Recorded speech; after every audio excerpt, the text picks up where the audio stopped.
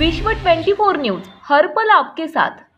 स्वागत आहे आपलं विश्व 24 न्यूज चॅनलमध्ये। Republican party of India Athawale गट प्रमुख संघटक दक्षिण मध्य मुंबई जिल्हा प्रवीण बाबाजी कदम यांच्या प्रयत्नाने Mankhurd Ghatkopar link road Shivajinagar highway ब्रिजच्या बाजूला ही घनकचरा विभाग आहे आणि त्याचबरोबर इतर अवजड वाहने पार्किंग केलेली असायची।